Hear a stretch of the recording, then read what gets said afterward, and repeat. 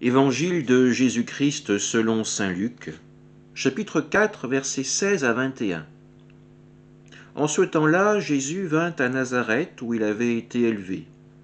Selon son habitude, il entra dans la synagogue le jour du sabbat, et il se leva pour faire la lecture. On lui remit le livre du prophète Isaïe.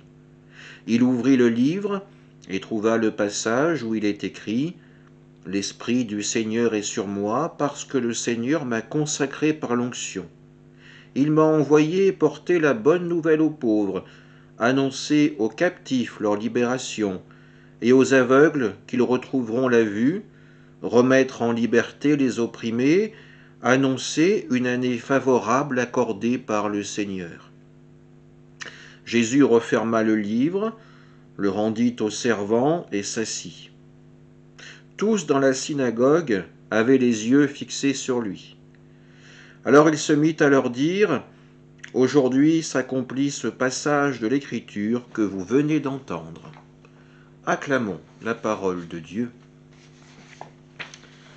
C'est un temps de prière à la synagogue qui nous est présenté en ce jour. Luc ne s'attardera pas sur la célébration complète, mais nous décrira la lecture faite par Jésus du passage d'Isaïe. Une fois celle-ci accomplie, Jésus l'annonce, la prophétie est accomplie en ce jour. Il n'emploie pas le futur en disant que la prophétie va s'accomplir. Non, la prophétie est accomplie car Dieu nous a envoyé son Fils unique comme messager de cette bonne nouvelle. Celui-ci est présent au milieu de nous. En ce mercredi saint, nous recevons ce texte, mais comment le comprendre ? La lecture des signes qu'a donné Jésus durant son ministère public, ou alors en fonction de ce que Jésus a pu accomplir dans nos vies.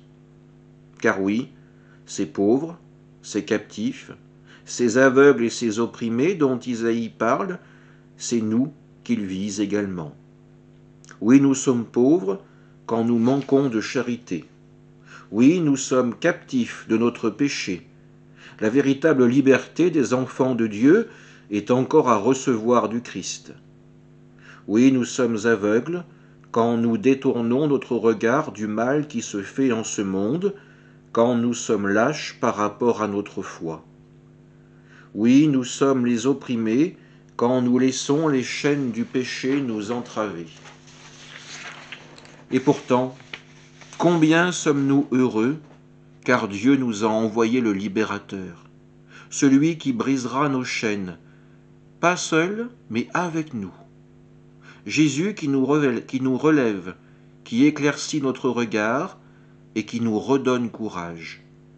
Réjouissons-nous, car le salut annoncé nous est donné. Amen.